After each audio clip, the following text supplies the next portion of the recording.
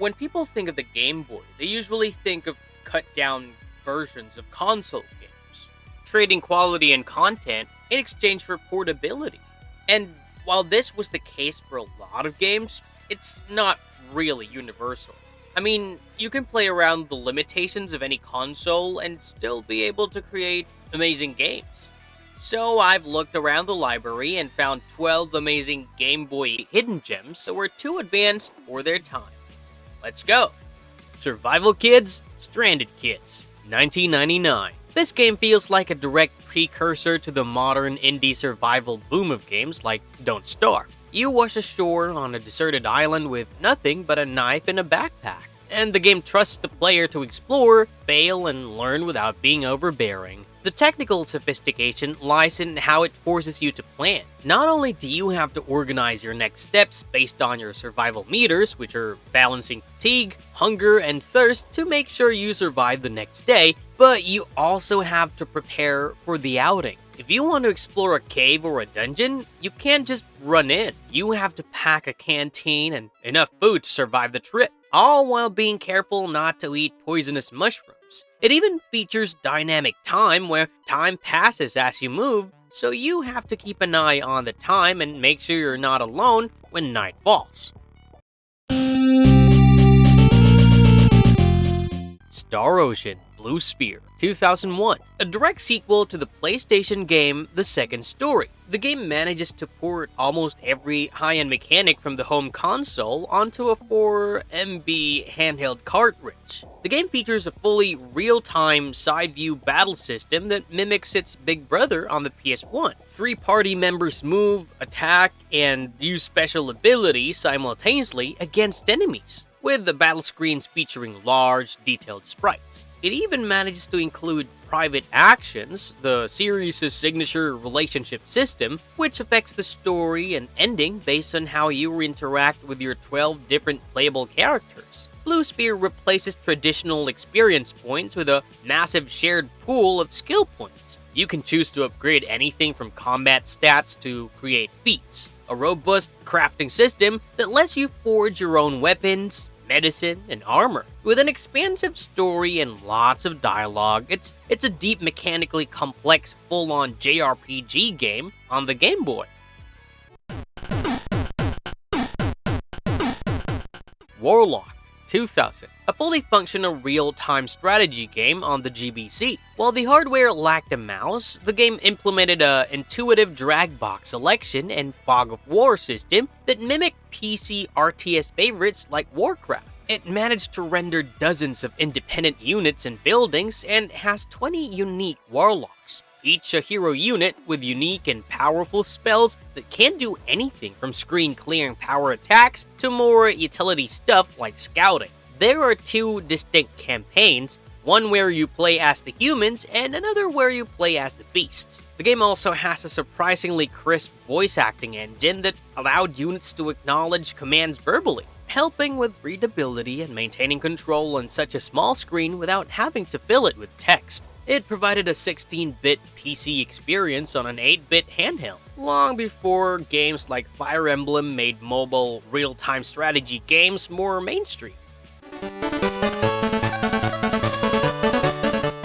Mania, 1996. While Miyamoto is famous for Mario and Zelda, Mania is his most underrated technical achievement. It's a puzzle adventure that utilizes a dual plane mechanic, forcing the Game Boy to track 2 different versions of the same map, the surface and the underground, simultaneously. You play as Muddy Mole, navigating levels by digging holes to bypass obstacles. Dropping an item into a hole on the surface changes the layout below, and vice versa. It's a spatial reasoning game that pushes the GBC's memory by having it track 2 large world maps at the same time. And I do mean maps. Not puzzle levels, as the game is not divided into levels, but rather a Zelda-like overworld you navigate screen by screen, with enemies and puzzles in each screen. It also has a brilliant difficulty curve, as the spatial puzzles get more complex, eventually culminating in boss fights where you have to trust your spatial reasoning instincts as you're harried to solve the boss fight's puzzle while being harassed.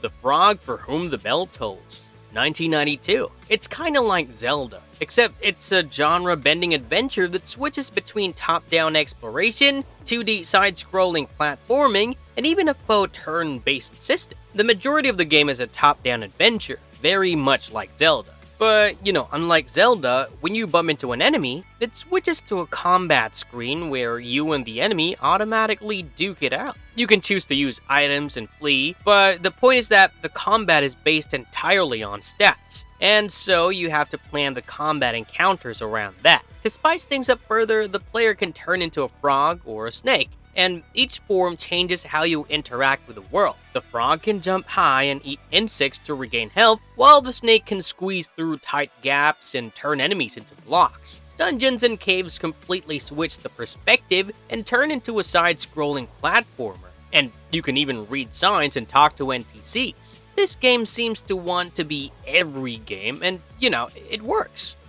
Lufia, The Legend Returns. 2001. While most games can barely handle 3 to 4 party members without the gameplay being a slog, in Lufia you can have a party of up to 9 members battling at the same time. You place your party members on a 3x3 grid, and the ones at the top deal the most damage but take the most damage. The middle row, middly so, and the bottom row, less so. Now, you can only have one member from each column perform an action, and it uses a simple D-pad style menu that really speeds up combat if you know what you're doing. It's a full RPG in the Game Boy Color with NPCs, quest lines, and dialogue. The main gameplay loop is exploring procedurally generated dungeons, including the series' famous 100-floor ancient cave. This early implementation of roguelike elements makes for a really fun handheld experience you can pick up and play. But you don't want to play this for long sessions, as it can become a slog in those cases.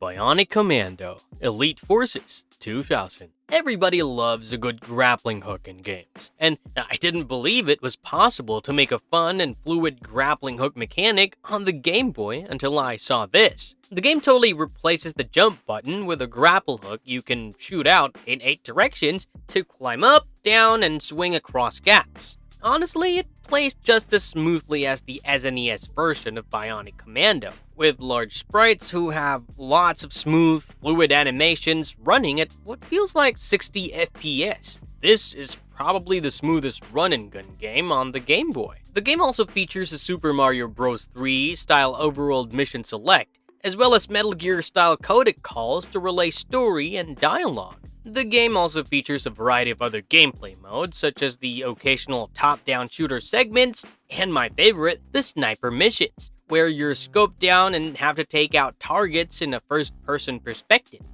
Wendy, Every Which Way, 2001. Okay, if you're familiar with how popular VVVVVV got, then you should recognize why Wendy is considered too advanced for their time. You have to flip gravity to solve platforming puzzles and traverse the world. You also have the ability to jump and shoot as well. And all 3 elements combined together makes for a surprisingly good platformer shooter. On top of that, the graphics are detailed and the character sprites are large and expressive. Enemies have smooth animations and will react to the gravity flip with different behaviors, such as the skeletons hanging on to the now ceiling, making them easier to take out. The parallax effects are also really complex for a Game Boy Color game, and it's built on the same engine as Shantae, making a surprisingly high-quality game. I honestly had to double-check that it is in fact for the Game Boy Color and not the Game Boy Advance. For a game about one of the side characters from Casper the Friendly Ghost, it's very good.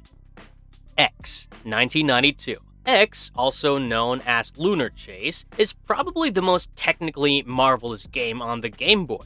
As years before the Super FX chip brought 3D to the SNES, this title managed to render real-time 3D wireframe graphics on the 8-bit handheld. It's a first-person space combat simulator that lets you fly a tank across planetary surfaces and through complex tunnels, maintaining a smooth frame rate throughout the entire experience, somehow. The game's depth isn't just in its graphics. It features an open-ended mission structure and a radar system that tracks enemies in 3D space. It was the technical precursor to Star Fox, serving as a proof of concept for the 3D polygon technology that would soon define the industry. With its cinematic presentation and complex mission objectives, X really is a startling reminder of what raw programming wizardry some developers are able to perform. Although it doesn't look like much, and honestly, that might be why it wasn't that popular and wasn't sold outside Japan.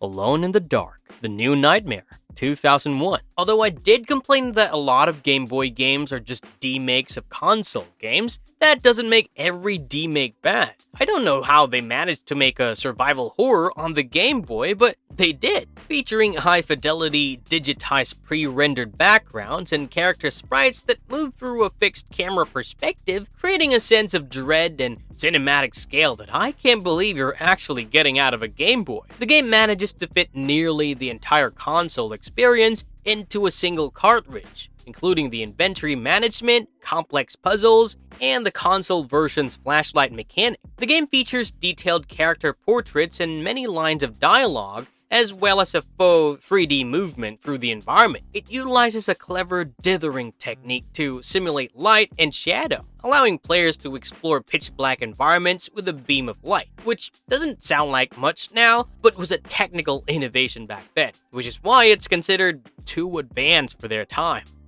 Resident Evil Gaiden, 2001. Speaking of survival horror, I cannot believe they managed to make an actually good Resident Evil game on the Game Boy. How do you make zombies scary on the Game Boy? Well, by switching to a first-person view during combat, bringing them up close to biting range while you're flailing to aim your gun. The core gameplay is a top-down exploration style that's really reminiscent of the MSX Metal Gear games. You explore the locations, avoid traps, and search lockers and shelves for any key items, weapons, and consumables. The FPS combat is super unique, as you have to time your button press to aim properly and deal damage to the enemies. You see some grotesque 8-bit pixel art zombies swiping at you, as you have to be both frantic and patient to be able to defeat them quickly. The game used high-quality character portraits and surprisingly detailed, gore-filled environments. It managed to maintain a persistent blood system where enemies would leave trails and remain on the screen after dying. Revelations, The Demon Slayer, 1999. We're ending this list with a Shin Megami Tensei title, known in Japan as Megami Tensei Gaiden, Last Bible. This title brought the mature, demon-fusing mechanics of the SMT series to the Game Boy. SMT was way ahead of Pokemon in the monster taming genre, with how you have to negotiate with the demons to get them on your side.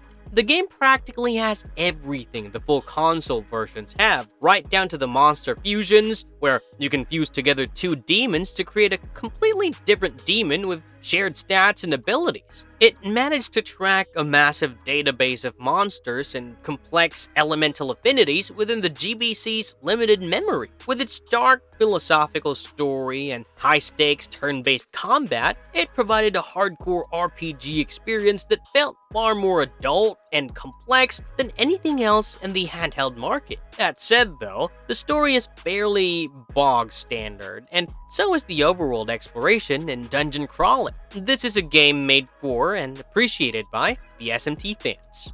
The Game Boy, although limited in its technical prowess, can be used to create amazing games. From the predecessor of vector games like Star Fox to full RTS experiences, to even things like horror and survival horror, any console is capable of anything if the developers are able to put their mind to it.